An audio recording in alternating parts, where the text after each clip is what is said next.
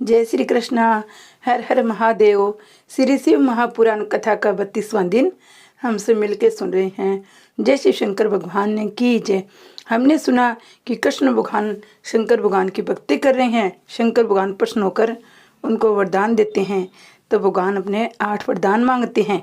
श्री कृष्ण के इन वरदानों को मांगने पर परम कृपालु महादेव जी ने तथास्तु कहा। फिर माता पार्वती बोली, हे श्री कृष्ण, मैं भी तुमसे बहुत प्रसन्न हूँ, नो तुम मुझसे भी कुछ मांग सकते हो। इस पर श्री कृष्ण ने कहा, हे देवी, मैं सदा ब्राह्मणों की सेवा करता रहूं, माता पिता का भगत बना रहूं। पार्वती जी ने उन्हें वरदान दे दिए। इसके बाद शिव पार्वती अंतर्ध्यान हो गई। इसके बाद श्री कृष्ण उपमन्यु के पास गए, उन्हें प्रणाम करके शिव जी के प्रसन्नता की बात बताई। ये सुनकर उपमन्यु बोले, हे श्री कृष्ण, भगवान शंकर से बढ़कर संसार में वरदान प्रदान करने वाला दूसरा कोई नहीं है, उनकी लीलाएं अपरंपार है। इतना सुनकर श्री कृष्ण उपमन्यु को प्रणाम करके द्वारिका को प्रस्थान कर गए। भगवान श्री रामचंद्र जी ने भी शिव जी की आराधना करके समुद्र पुल का निर्माण कराया। दिव्य अस्त्र प्राप्त करके रावण के वंश को नामो निशान मिटा दिया। भगवान परशुराम ने भगवान शंकर की आराधना करके कामधेनु का हरण करने वाले सहस्त्रार्जुन का वध कर दिया। 21 बार पृथ्वी से क्षत्रियों का नाश किया था। चातुष नाम के मनु पुत्र वशिष्ठ जी के श्राप से मरुस्थल में जाकर मरग बने थे। वे भगवान शिव जी का ध्यान करते रहे, फिर वे दंड कार्य में रहने लगे। बाद में शिव जी की कृपा से गणेश जी के घन बने थे। गार्गे मुनि की तपस्या से प्रसन्न होकर भगवान शिव जी ने उन्हें त्रिकाल ज्ञाता 10,000 पुत्र सरस्वती नदी पार करने की सामर्थ्य प्रदान की थी। गालब नाम के एक ब्राह्मण ने अपने पिता को, जो कि एक ब्राह्मण के श्राप से मर गया था, शिव जी की कठिन तपस्या करके पुनः जीवित करा दिया था। इसी प्रकार शिव पूजन का बहुत ही महात्म्य है। शिव जी की माया का वर्णन व्यास जी ने संत कुमार से कहा, अब आप शिव जी की लीला युक्त चरित्र सुनाए। यह सुनकर संत कुमार जी ने कहा, हे व्यास जी, शिव जी समस्त जगत के परमात्मा है।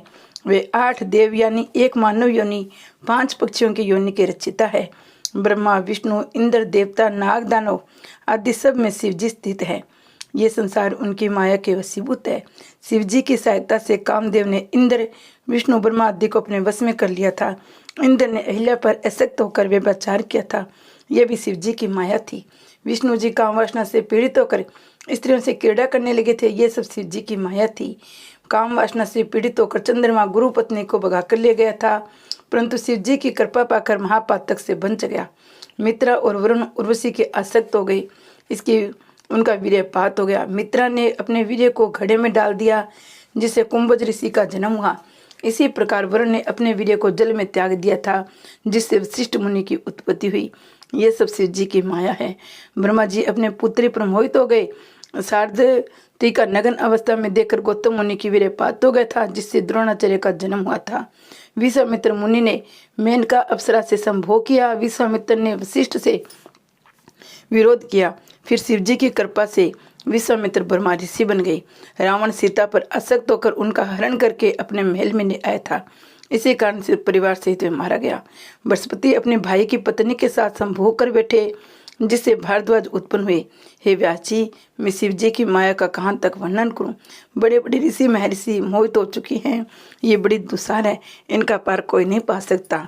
महान पातकियों का वर्णन व्यास जी संत कुमार जी कहते हैं, हे मुनि श्रेष्ठ, अब आप हमें नरक में जानने वाले प्राणियों के विषय में बताइए। संत कुमार जी ने कहा, हे व्यास जी, मन, वाणी और शरीर से 12 प्रकार के पाप बताए गए हैं। प्राय स्त्री की इच्छा, प्राय धन की इच्छा, दूसरों का बुरा चाहना, अधर्म में प्रवृत्त रहना, ये 4 पाप मन से होते हैं। रसला स्त्रियों से बातचीत करना, असत्य बोलना, कठोर वाणी बोलना, चुगली करना, ये 4 प्रकार के पाप वाणी के द्वारा होते हैं।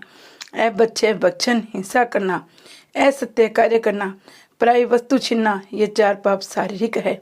भगवान शंकर के ज्ञान में प्रायण तपस्वी गुरु माता पिता के निंदक नरगामी होते हैं। देवताओं को धन चुराने वाले, ब्राह्मणों की वस्तुओं को नष्ट कर देने वाले, शिव ग्रंथों को खत्म कर देने वाले या उनको चुराने वाले महान पातकी होते हैं। भगवान शिव शंकर का पूजन देकर जिन्हें आनंद प्राप्त नहीं होता, जो शिवलिंग को नमस्कार नहीं करते, उनकी स्तुति नहीं करते, वे घोर नरक में जाते हैं। जो व्यक्ति शिव जी और गुरु के सामने निर्भीकता और स्वच्छंदता से व्यवहार करते हैं, वे भी घोर नरक में जाते हैं। गुरु जी की पूजा के लिए शास्त्रों को सुनने से इच्छा रखने वाले, दीन दुखी का परित्याग करने वाले, गुरुजी एवं उनके परिवार तथा गुरु मित्रों का अपमान करने वाले मनुष्य नरक को भोगते हैं। ब्रह्म हत्यारा, मंदिरा पीने वाला, गुरु सैया पर सोने वाला, गुरु पत्नी के साथ संभोग करने वाला महापापी होता है। ब्राह्मणों को गो प्रदान करे, मंदिर आदि की संपत्ति देकर निर्धन हो जाने पर पुनः वापिस मांगने वाला व्यक्ति अनिति से धन संग्रह करने वाला ब्रह्म हत्यारे के समान है। जो व्यक्ति वेदों का अध्ययन करने के बाद भी शिव जी को त्याग दे, उपवास नियम पूजन करके पंच महायोगों को त्याग कर दे, वह मंदिरा पीने वाले व्यक्ति के समान है। वन में या नगर में आग लगाने वाला, गरीबों का धन हड़पने वाला, स्त्री, हाथी, गाय, संपत्ति, चांदी, सोना, वस्त्र, चंदन, अगर, कपूर, कस्तूरी, आसन आदि बिना संकट के बेचने वाला महापातकी होता है। वह योगी पुत्री को योग्य वर से वह न करने वाला पिता, पुत्र, वधु, बहन, भाई की स्त्री से समागम करने वाला, कुंवारी कन्या से सहवास करने वाला, शराब पीने वाला, स्त्री से सहवास करने वाला व्यक्ति महापातकी होता है। इस प्रकार पापियों के अनेक श्रेणियां हैं, उन सब का वर्णन करना बहुत कठिन कार्य है। उन उपरोक्त पापों का हरने वाला महापापी होता है, परंतु इनका साथ या सहयोग करने वाला भी महापापी होता है। नरक वर्णन सनत कुमार जी ने बताया, पुण्य आत्मा मनुष्य उत्तर के मार्ग में व्यवसाय नगर में जाते हैं, जो 86,000 योजन की दूरी पर है। पुण्य आत्मा व्यक्ति वहां शीघ्र पहुंच जाते हैं। सभी प्रकार के पाप करने वाले पापी मनुष्य यमलोक में जाकर अपने पापों का फल अवश्य भोगते हैं। यमलोक तक पहुंचने में पापी मनुष्य को बड़ी कठिनाई होती है। ऐसे व्यक्ति को मार्ग में नुकीले कांटे बिछे होते हैं, गरम गरम बालू बिछी रहती है, छुरी के समान पेन कंकड़ होते हैं। पापियों के रास्ते में चुभने वाले बांस, बड़े बड़े अंधकार युक्त वन और उन वनों में लगी हुई आग, स्थान स्थान पर सांप, बिच्छू, जोक, व्याघ्र, सिंह, भेड़िए, भूत, प्रेत, बड़े बड़े सींग वाले भैंसे आदि पापियों को सताते हैं। उस मार्ग में अपना कोई मित्र, पुत्र, भाई, बहन आदि कोई नहीं मिलता। शरीर नगन रहता है, जीव और तालु सूखे हुए होते हैं। रास्ते भर यम के दूत डंडे मारते हुए ले जाते हैं, पैरों में पड़े पासों से घसीटते हुए ले जाते हैं। किसी को अंकुश से पीटते हैं, किसी को कांटों से काटते हैं, किसी को अग्नि में ढकेलते हैं। पापी व्यक्ति भूखा प्यासा चिल्लाता हुआ जाता है, बेहोश होकर गिर जाता है। यमदूत किसी के हाथ पैर काट देते हैं, किसी को गुप्तेंद्रिय को काट देते हैं। खून में पीऊ बहता रहता है, उस खून को पीने हेतु कीड़े शरीर से चिपटे जाते हैं। भूख प्यास से व्याकुल पापी मनुष्य भोजन व पानी के लिए प्रार्थना करता है, परंतु उनकी बात कोई नहीं सुनता है। जो व्यक्ति जीवित अवस्था में कुछ दान कर देते हैं, उनको रास्ते में कुछ खाने पीने को मिल जाता है। बड़ी कठिनाई से मार्ग तय करके यमराज के सामने उपस्थित करते हैं। जो व्यक्ति अच्छे कर्म करने वाले होते हैं, उनको तो यमराज भी आदर करते हैं। पापी व्यक्ति को यमराज भयंकर रूप से दिखाई देते हैं। पुण्यात्मा व्यक्तियों को विमान में बिठाकर स्वर्गलोक में ले जाया जाता है। पापियों को रास्ते भर प्रताड़ना मिलती रहती है। महामल्य, गिरि, महेंद्र, सहस्त्रा, विंध्य आदि 7 पर्वत है। इनमें से वेद, स्मृति, पुराण और सद ग्रंथ प्रकट हुए हैं। विंध्याचल पर्वत से सुगंधी, नर्मदा आदि 7 नदियां निकलकर पापों को धोती है। ऋषभ पर्वत से गोदावरी, भागीरथ, ताप्ती आदि नदियां निकलकर बहती है। सहस्त्रा पर्वत से कृष्णावेणी, मल्यागिरी, माला, ताम्रपनी तथा महेंद्र पर्वत से त्रिमता, ऋषि, कुल्या, कुमारी आदि नदियां बहती हैं। इनके तटों पर बहुत से गांव हैं। यहाँ के निवासी इन्हीं नदियों और तालाबों का जल ग्रहण करते हैं। पलक्ष द्वीप और सागर से घिरा हुआ है। ये 1 लाख योजन में फैला हुआ है। इस द्वीप में गोमंत, चंद्र, नारद, दुर्दा, सोन, सुमन, वे ब्रज आदि पर्वत हैं। इनमें अनुतप्ता, सुकृपा, अमरता, कृपा, त्रिदेवा, पाप धवनी, सिखी नामक 7 नदियां बहती है। यहाँ के पर्वतों की नदियों के मध्य देवता, गंधर्व और द्विजाति वर्ण के व्यक्ति रहते हैं। यहाँ से देव त्रेता युग की तरह वातावरण रहता है। यहाँ ब्रह्मादिक देवता स्नान शिव का वेद मंत्रों से पूजन करते हैं। इन्हीं के मध्य में पिंपल का महान वृक्ष है। सालमली द्वीप, यह द्वीप पलक्ष द्वीप से 2 गुना बड़ा है। इस द्वीप के चारों ओर मंदिरा का समुद्र है। इसके बीच में एक विशाल सिमर का वृक्ष है। इसी के नाम पर द्वीप का नाम सालमरी द्वीप पड़ा। यहाँ पर श्वेत, हरित, भूत, रोहित, वेकल, मानस पर ये 7 वृक्ष है। कुछ द्वीप, ये द्वीप घर्त सागर से घिरा हुआ है। सालमली द्वीप से आकार में दुगना बड़ा है, यहाँ कुछ अधिक है, यहाँ कुछ सेप हरिदुतमन पार्वती तथा शिव पवित्रा समिति विद्या दंबा मई महानदी आदि नदियां हैं। इन नदियों का बालू श्रवणमयी है, यहाँ देव यक्ष गंधर्व आदि निवास करते हैं। क्रोंच द्वीप ये कुछ द्वीप से 2 गुना है, नदी के समुद्र से घिरा हुआ है, यहाँ क्रोच वामन अहंकारक दिव्या घरती पुंड से दुंदुबी नाम के पर्वत है।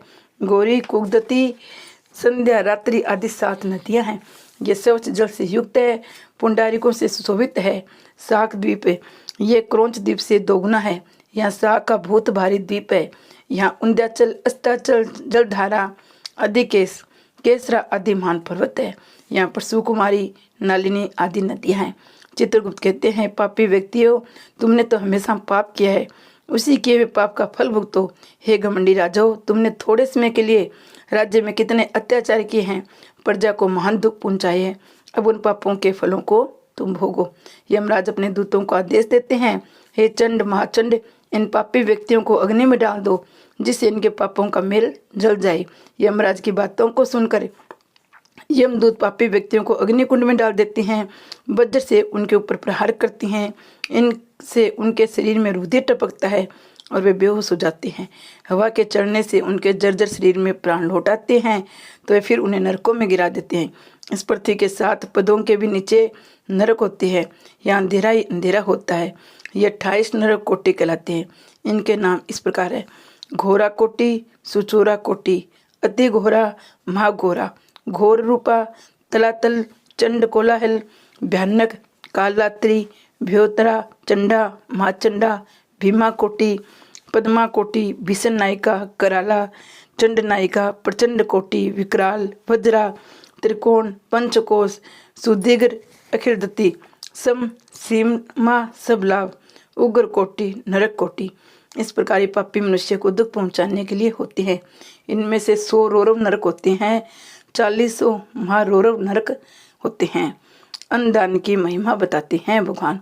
अच्छे कर्म करने वाले को भगवान बिना मारते के ही यमपुरी पहुंचाते हैं। ब्राह्मणों को जूते खड़ाऊ पहनाने वाले पुरुष घोड़ों पर सवार होकर यमपुरी पहुंचते हैं। छाता, सैया, आसन आदि को दान में देने वाले व्यक्ति छायादार वृक्षों की छाया में आराम करते करते यमपुरी को जाते हैं। देव मंदिरों, सन्यासियों में मठ आदि बनवाने वाले, गरीबों के लिए घरों का निर्माण कराने वाले मनुष्य विमानों में आरूढ़ होकर यमलोक जाते हैं। ब्राह्मणों के चरणों को दबाने वाले व्यक्ति घोड़े पर सवार होकर यमलोक जाते हैं। सोना और चांदी का दान करने वाले व्यक्ति सर्व के अधिकारी होते हैं। अन्न का दान सब दानों में उत्तम बताया गया है।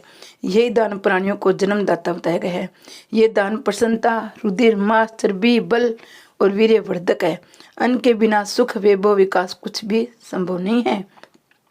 इसलिए अन्न का दान सब दानों में उत्तम है। अन्न दान करने के लिए भोजन करने से शरीर पुष्ट होता है, उसी शरीर से धर्म होता है। धर्म का आधा भाग अन्नदाता को प्राप्त होता है। शरीर का अर्थ धर्म काम का साधक है, इसलिए शरीर को पुष्ट करने के लिए अन्नदान करना चाहिए। थोड़ा अन्न बचाकर भिखारियों को उसे दान में देना चाहिए। घर पर आए हुए अतिथि को भी भोजन कराकर विदा करना चाहिए। ऐसा करने से परलोक में सुख मिलता है, सर्व की प्राप्ति होती है। यह अन्न का दान श्रेष्ठ फलदायक वृक्ष है। अन्नदान की महिमा बताने वाले को भी सुख संपत्ति प्राप्त होती है। जल व तप की महिमा। जल सभी प्रकार के प्राणियों के लिए आवश्यक है। जल का दान सर्वोत्तम दान है। कुआं बनवाने वाले व्यक्ति को आधा पाप नष्ट हो जाता है। जिस व्यक्ति के द्वारा बनवाए गए तालाब का पानी गो, ब्राह्मण और महात्मा लोग पीते हैं, उस व्यक्ति के समस्त वंश का उद्धार हो जाता है। तालाब में वर्षा का जल एकत्र हो जाए तो बनवाने वाले को अग्निहोत्र का फल मिलता है। जाड़ों में जल भर रहने पर तालाब के निर्माता को हजारों गौं का दान के बराबर फल मिलता है। हेमंत और शिशिर में जल भरे रहने पर अश्वमेघ यज्ञ का फल मिलता है। गर्मियों में जल भरे रहने पर बनवाने वाले को कभी भी दुख नहीं होता है। अतः तालाब बनवाना महान पुण्यदायक काम है। हर हर महादेव की जय हो।